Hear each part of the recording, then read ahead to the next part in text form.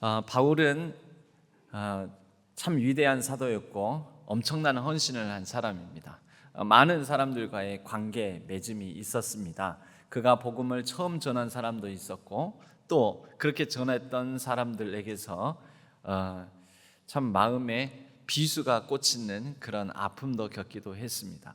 우리가 바울을 통해서 특히 바울이 가졌던 여러 다양한 사람들 간의 이 만남, 상호작용 속에서 우리가 깨달을 수 있는 것은 믿음과 헌신이 아무리 뛰어나도 관계의 어려움이 있을 수 있구나라는 것을 우리는 깨달을 수가 있습니다.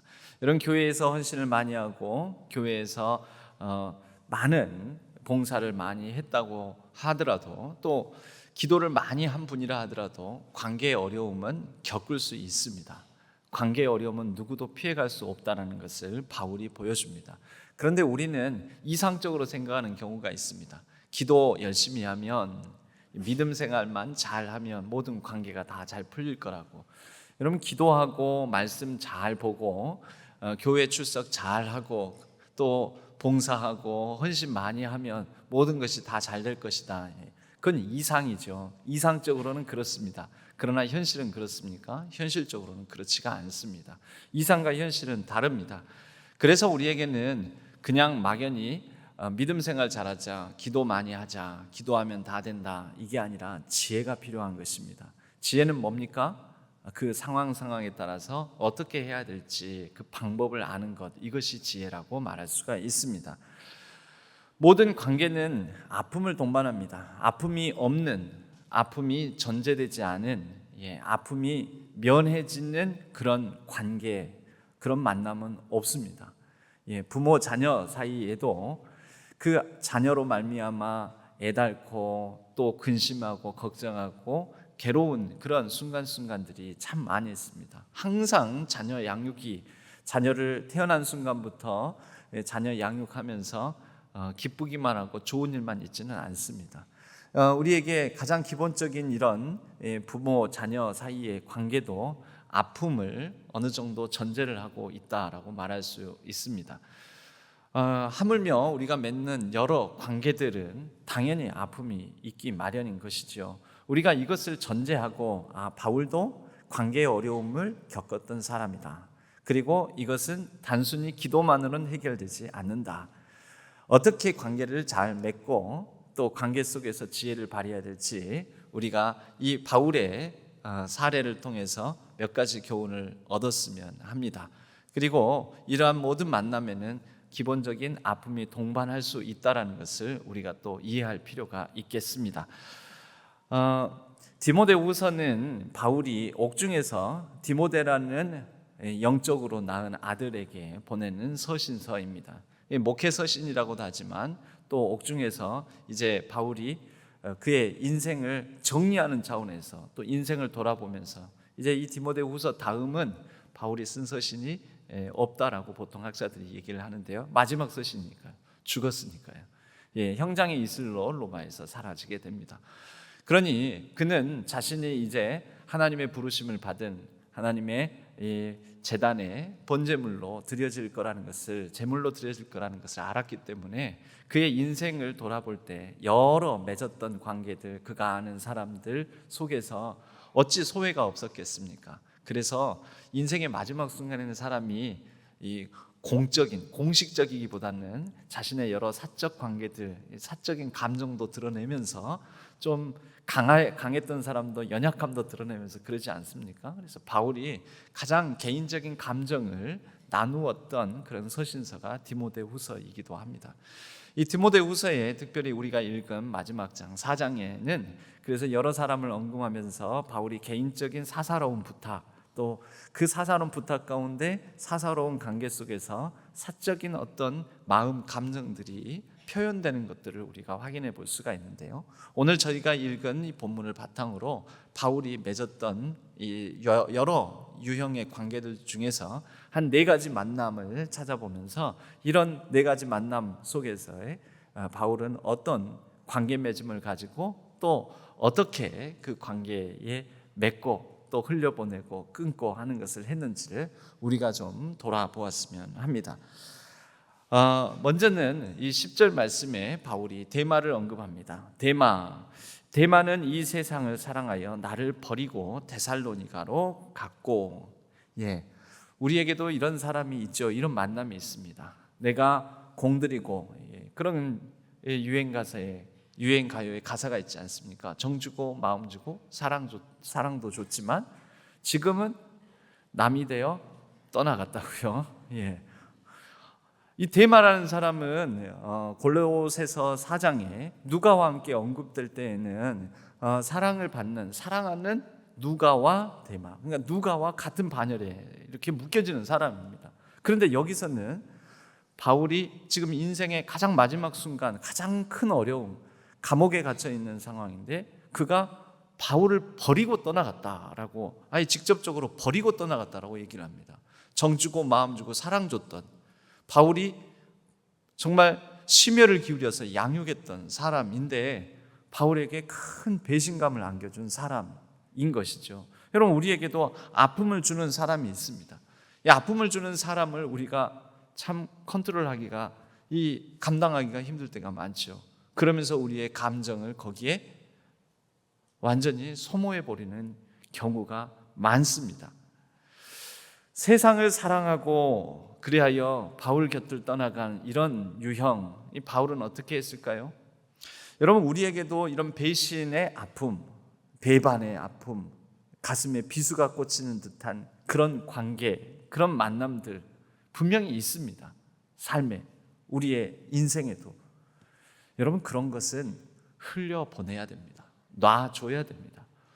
보통 우리는 붙들고 있죠. 그걸 뭐라고 하냐면 미련이라고 합니다. 미련, 그래서 미련한 거죠. 미련이 미련한 겁니다. 같은 말입니다. 지혜는 뭐냐면 내가 어찌할 수 없는 것은 놔주는 거, 흘려보내는 거, 그냥 흘러가도록, 떠나가도록 그렇게 떠나보내주는 것. 여러분, 이것이 지혜입니다. 거기에 우리의 헛된 감정을 낭비할 필요가 없습니다. 원망하고 더 미워하고 왜 떠나갔을까 막 분석하고 골몰하고. 여러분, 우리에게는 바울과 같은 사람에게도 심혈을 기울였는데 떠나간 사람이 있다면 우리에게도 떠나가는 사람이 있을 수 있다. 이거는 아무리 믿음이 좋아도, 아무리 기도를 많이 해도 그런 아픔을 겪을 수 있다.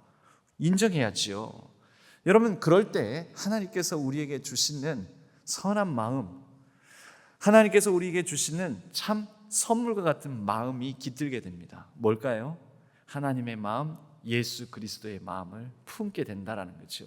여러분, 이 땅에서 가장 어려운 순간에 가장 제자들이 필요하고 나와 함께 동고동락을 했던 사람들이 곁에 있어 머물러 주기를 바라는 그때에 모든 제자들로부터 배신당하고 모든 제자들이 떠나가므로 정말 가슴에 엄청난 한두 개의 비수가 아니라 수십 개의 비수가 꽂히는 그런 경험을 한 분이 누구십니까? 예수님이십니다. 그 예수님의 그 마음을 우리는 선물과 같이 품을 수 있게 된다라는 거죠. 여러분, 신앙생활의 복 중에 하나는 우리의 삶에 어떤 어려움도 아픔도 고통도 슬픔도 낙심도 좌절도 절망도 없는 것이 신앙생활의 복이 아닙니다. 신앙생활은 우리의 신앙생활의 궁극적인 목적이자, 그리고 우리 신앙생활의 가장 큰 복은 예수를 알아가고 예수를 닮아가는 것입니다. 예수님과 함께 자라가는 것입니다. 예수님의 그리스도의 장성한 분량까지 자라가는 것. 그런데 그 자라가는 과정 중에 하나로서 어떤 나를 버리고 떠나가는 사람을 통해 예수 그리스도께서 품으셨던 그 마음을 품음으로 예수 그리스도를 더욱더 깊이 알아가고 닮아가는 것. 여러분, 이것은 복된 일인 것이요. 그래서 우리에게도 이런 사람이 있을 경우에는 떠나보내며, 그러나 그때 그 괴로울 때 하나님 앞에 나와 깃들게 되는, 하나님이 이렇게 아프셨겠군요.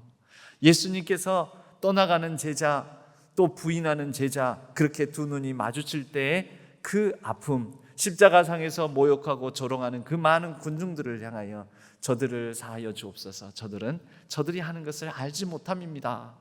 저들은 몰라서 저러는 것입니다 라고 말씀하셨을 예수님의 마음을 품어보는 계기로 삼는다면 이것이야말로 신앙의 지혜다라고 말할 수 있겠습니다. 나는 더 이상 이제 이렇게 아무리 공을 들이고 마음을 썼는데도 그것에 대한 내가 보상을 얻지를 못하고 관계의 기쁨을 누리지 못했기 때문에 이제는 더 이상 사람을 사귀지 말아야지, 가까이 하지 말아야지, 인간관계에 난 실망했어, 나는 혼자 살아갈 거야. 여러분, 그럴 필요가 없습니다. 원망과 미움이 우리에게 남는 것이 아니라 떠나보낼 것은 떠나보내고, 그래서 그런 유행가 가사에 그런 가요의 가사도 있지 않습니까? 지나간 것은 지나간 대로 흘려보내는 거죠. 흘려보내는 것도 지혜입니다. 두 번째로는 10절 하반절에 보면 그리스게와 디도라는 사람이 나옵니다. 그리스게는 갈라디아로, 디도는 달마디아로 갔고, 다 떠나간 사람인데 좀 다르죠. 버리고 떠나간 사람이 있고, 무슨 어떤 이유로, 상황 때문에, 어떤 사명 때문에, 일 때문에 떠나간 사람. 어떻게 하느냐? 사실 그리스게라는 사람은 여기에 처음 나오고 마지막으로 나옵니다. 그 그리스게에 대해서는 성경에서 다른 어떤 곳에서도 언급하지 않습니다.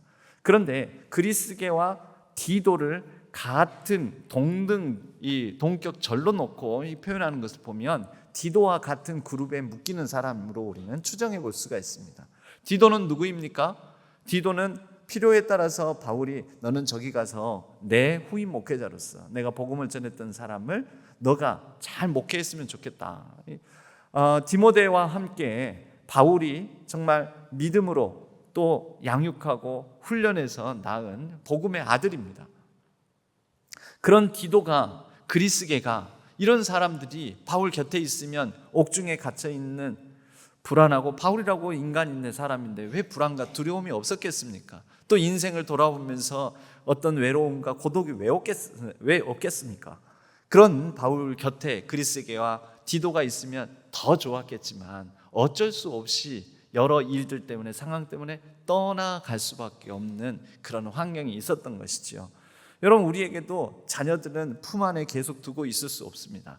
아이고, 내가 적적하지 않게 우리 딸이, 아들이 시집도 장가도 안 가고 내 곁에서 계속 있으면 좋겠다 싶을 때가 있지만, 그러나 떠나보내야 되지요. 군대 때문에, 학업 때문에, 직장 때문에 객지로, 외지로, 심지어 외국으로 떠나보내야 될 때가 있습니다.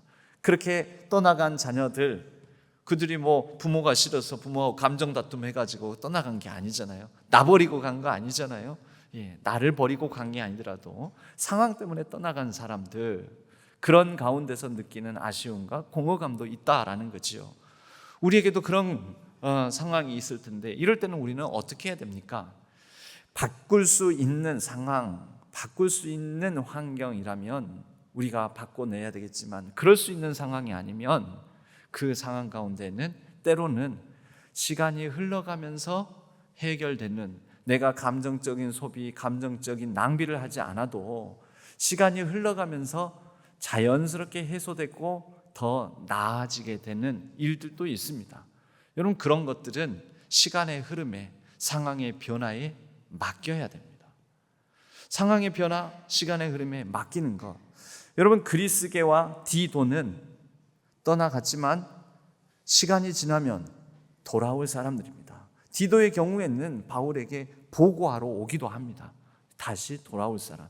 여러분, 이것을 어떻게 기다립니까? 시간이 지나가면 다시 만날 사람으로 알고 그 시간이 흘러가기를 그냥 기다리는 거지요. 종종거리면서요, 아니요, 때가 되면, 이번에 봄에는 꽃구경을 못했다. 꽃구경 못하면 아쉽지요. 그러나 아쉬워하지 않아도 됩니다. 내년 봄에 또 꽃 핍니다. 이번에 이 꽃 화분을 가져가지고 1년 전에 가져가지고 다 죽여버렸다. 다음번에 잘하시면 됩니다.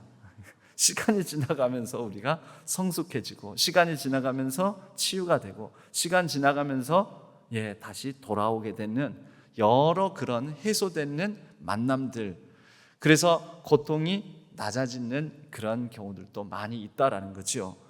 여러분, 우리가 예민해질 때가 있습니다. 내 곁에 있는 사람이 막 짜증을 내고 예민하고 성질내고, 그래서 그 사람 달래주고 격려하고 위로하고 하려고 막 나도 감정을 소비해야 되는 때가 있지요. 근데 여러분, 감정을 소비해야 될 때 소비해야 되는데 감정을 소비하지 않아야 될 때도 계속 소비하다가 나까지 방전되는 경우가 있습니다.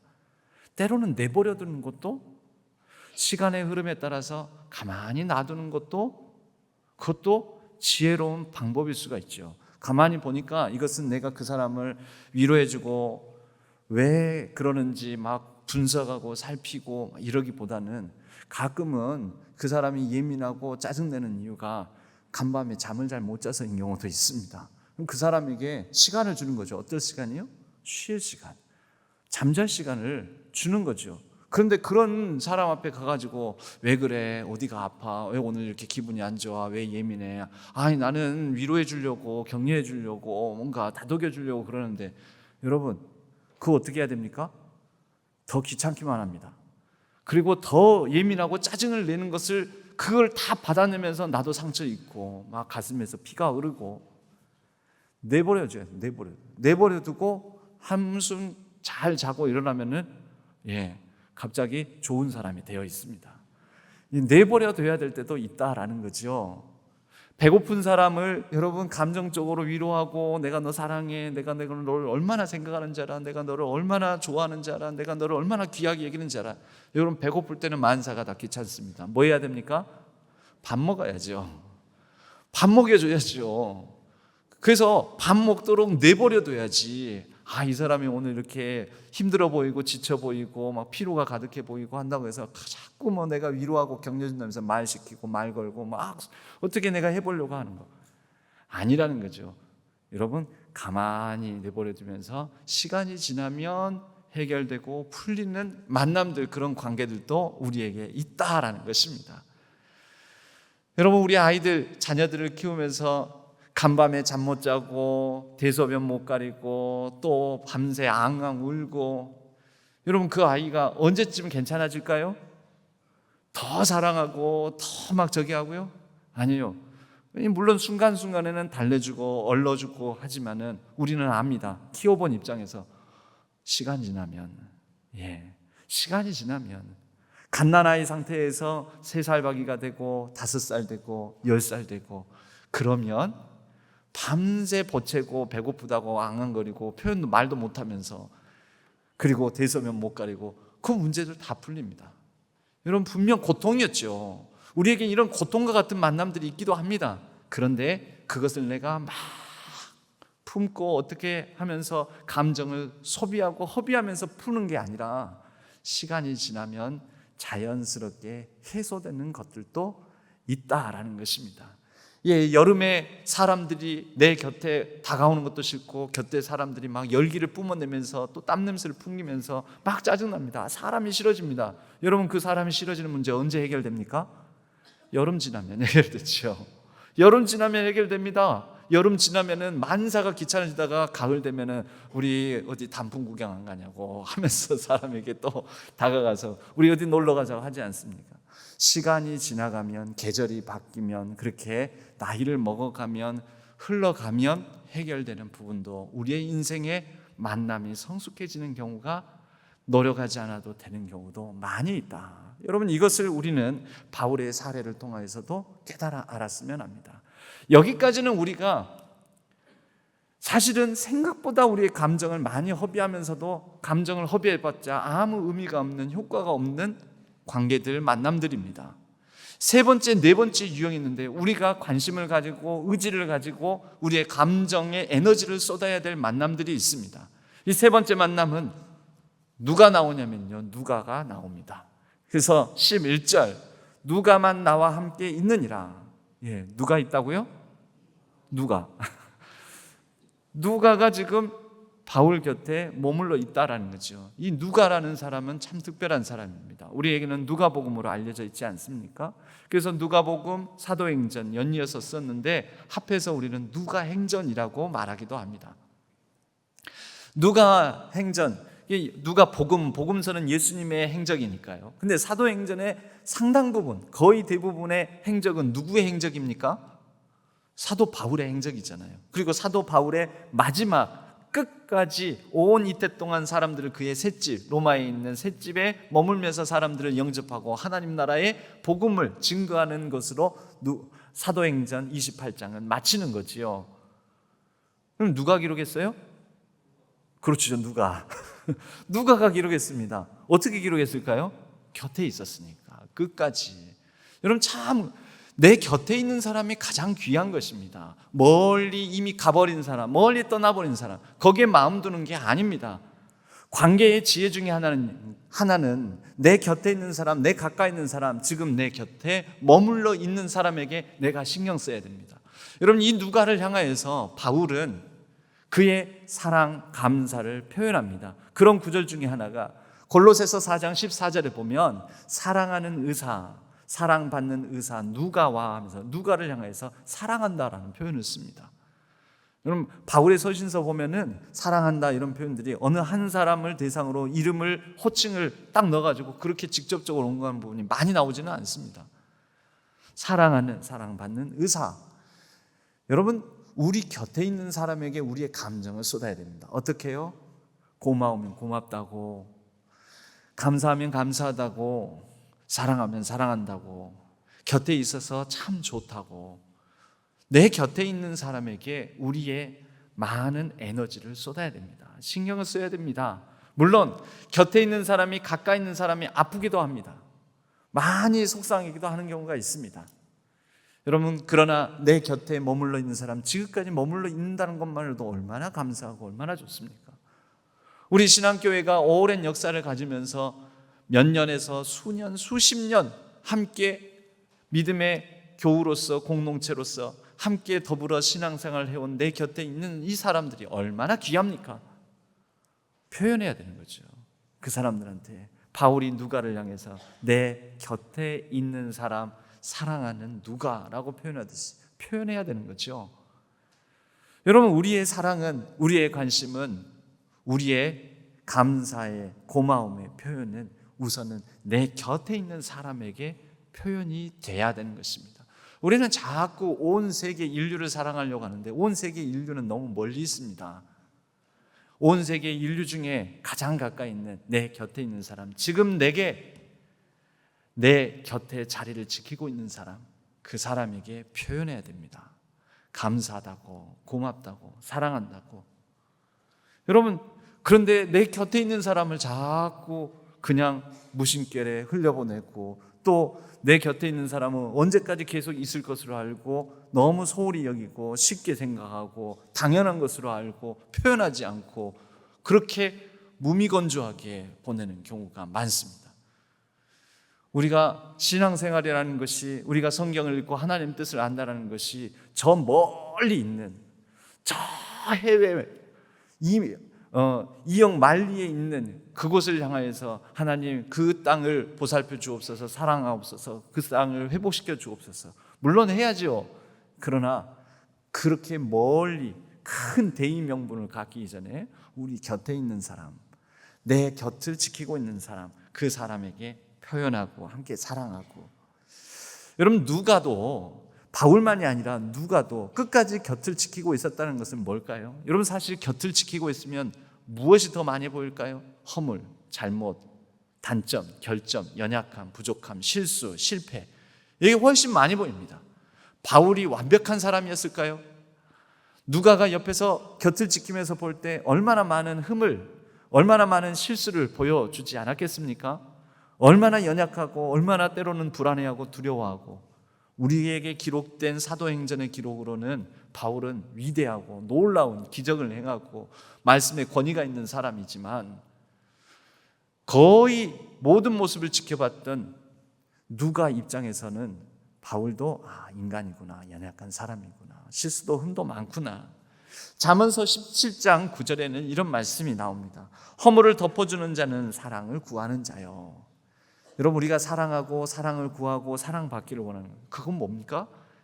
상대방 가까이 있으면 있을수록, 오랜 시간 가까이 두고 보면 볼수록 흠과 티가 많고 연약함과 결점이 많지만 어떻게 해요?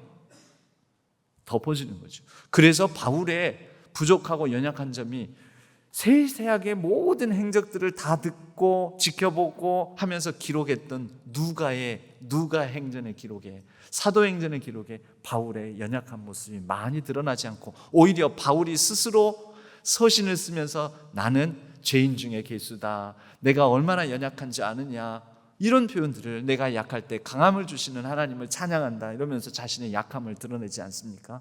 누가는 안 드러냈습니다. 바울이 스스로가 드러냈던 거지. 그런데 잠언서 17장 9절 말씀에 그것을 거듭 말하는 자는 친한 벗을 이간하는 자니라. 여러분, 내 곁에 사람이 머물게 하는 방법은 뭘까요? 표현하고 사랑을, 감사를, 고마움을 내가 표현하면 그 사람이 내 곁에 머물 것입니다. 바울도 누가를 곁에 평생 두었고 누가도 바울 곁을 지켰습니다.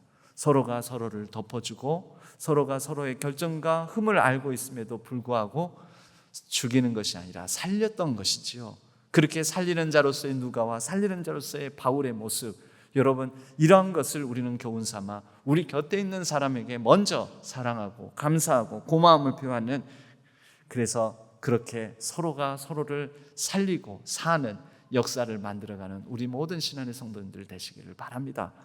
마지막에 있습니다. 마지막에 아주 특별한 사람이 나오는데요, 이거 사실은 특별하고 특이하다라고 말할 수 있습니다. 11절 하반절에 보면 네가 올 때 마가를 데리고 오라. 마가가 누군데요? 예, 마가가 마가복음의 저자, 그 마가 맞습니다. 그리고 다음 주가 성령 강림 주일인데 성령 강림 사건이 일어났던 다락방, 그곳이 마가의 다락방입니다. 이 마가의 집이었다라는 거죠.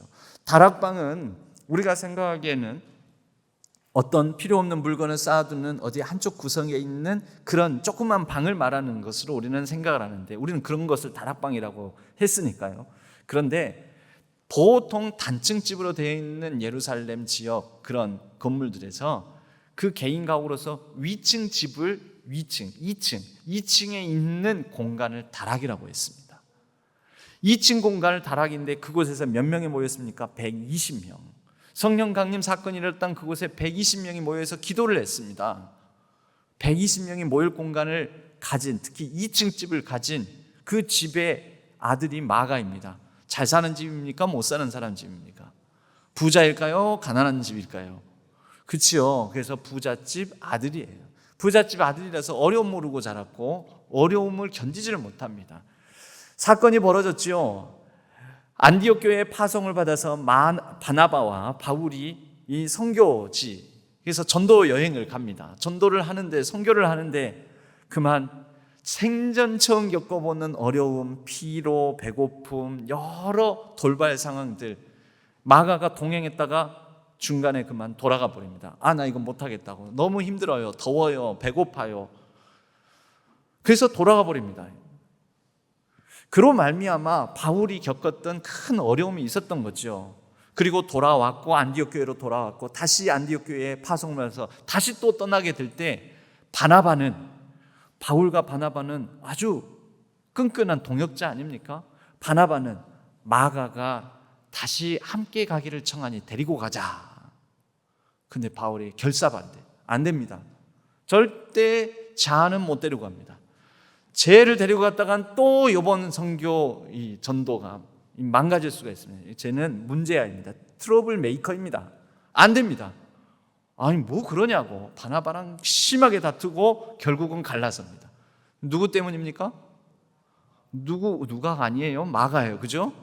마가 때문에 바나바와 바울의 그 사이좋은 관계가, 동역의 관계가 깨어진 이유가 마가 때문입니다. 이 마가는 바울에게 엄청난 실패와 아픔을 안겨줬던 트러블 메이커인 것이지요. 그래서 바울이 마가, 바나바와 서로 따로따로 팀을 꾸려서 가게 되고, 그때 바울이 동역자로 데리고 간 게 실라를 데리고 가고, 그런 과정 중에서 빌립보 지역에서는 감옥에 갇히게 되는데 바울과 실라가 빌립보 감옥에 갇혀서 찬양으로 옥문을 여는 그런 일이 일어나지 않았습니까? 여러분, 그런데 다시는 돌아보고 싶지도 않고 기억하고 싶지도 않았던 마가를 바울이 그는 내게 유익하니라, 나의 일에 유익하다고 데려오라고 합니다. 디모데 보고 네가 올 때 마가를 꼭 데리고 와라. 그는 내게 유익한 자다. 여러분, 원래 유익한 자였습니까? 무익한 자였습니까? 무익할 뿐만 아니라 손해를 끼친 사람인데 어떤 일이 있었을까요? 여러분, 우리 이 초대교회의 사에 보면은 마가가 누구의 비서 역할을 하게 됐냐면요, 예루살렘 마가의 다락방, 마가의 집이 거기 있었으니까 예루살렘 교회의 수장이었던 베드로의 비서 역할을 하게 됩니다. 베드로는 배움이 길지는 못했기 때문에 헬라인으로 태어나서 헬라어에 능통한 마가가 굉장히 유용했던 것이지요. 그래서 베드로의 서신을 때로는 대필하기도 하고, 베드로를 통하여서 예수님의 행적에 대해서 많은 이야기를 듣고 쓴 게 마가복음이지 않을까, 우리가 이렇게도 분석을 합니다. 그런데 이 마가를 변화시키는 힘이 어디에서 났을까요? 베드로는 누구입니까? 마가보다도 더 참담한 실패를 경험했던 사람 아닙니까? 그는 예수님에게 호언장담하면서 나는 예수님을 다 떠나도 나는 떠나지 않겠습니다. 그래놓고 3번 부인하고, 보이는 자리에서 예수님과 눈이 마주치는 그 순간까지도 난 예수님 모른다 하면서 저주까지 퍼붓고, 얼마나 많은 호언장담하고 또 배신하고 배반하고 실패하고 떠나간 사람이 베드로인지 모릅니다. 그런 베드로가 마가를 보면서 마가에게 아마 가르쳤겠지요. 너도 큰 실패의 경험이 있구나. 그런데 하나님은 우리의 실패를, 과거를 기억하시지 않는다. 하나님은 우리의 변화의 과정을 기억하신다.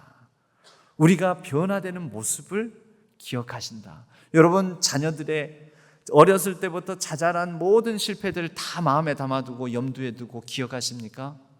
사랑하는 부모는 자녀의 실패를 기억하는 것이 아니라 자녀가 성장해가는 것을 기억합니다. 변화되어가는 것을 기억합니다. 더 나아지는 모습을 기억합니다. 그리고 그 더 나아지는 모습, 변화되는 모습에 기뻐하고 그것으로 인하여서 격려하고 잘한다. 너가 참 대견하다. 너가 참 이렇게 어느새 이렇게 컸다니 보람을 느끼고. 여러분, 바로 그러한 곳이 교회입니다. 바로 그러한 하나님의 마음, 사랑하는 사람은 과거를 기억하는 것이 아니라 성장하고 변화되는 것을 기억하듯 하나님처럼 그 하나님의 마음을 품어 교회는 잠자는 자를 일깨우고, 그리고 아픈 자를 고쳐주고 싸매주고, 죽어가는 자를 살리고, 여러분, 그런 과정을 통하여 실패자인 나도 또 다른 실패자를 이끌며 변화를 격려하고 지원하고 그 변화의 모습을 기억해 주는 그런 공동체, 여러분, 그곳이 바로 교회요, 바로 그것이 우리 신한교회가 되기를 바랍니다. 바로 그런 마가의 모습을 바울이 기억해 주지 않습니까? 그때 그 나에게 처절한 선교의 실패, 선교의 좌절감 안겨줬던 그 마가가, 와, 내 일에, 내가 이제 죽음을 앞두고 있는 이 상황 속에 큰 유익을 주는 자로 어느새 변화되어 성장했구나. 그 표현입니다. 그 표현. 여러분, 오래된 교회, 전통적인 교회, 역사가 있는 교회는 오랜 세월 부대끼며 신앙생활 하다 보니 누군가의 실수가 안 잊어지는 겁니다. 옛날에 10년 전에, 20년 전에, 30년 전에 저 사람 그랬어. 그런 사람이야. 언제적이요? 10년 전, 20년, 30년 전에요.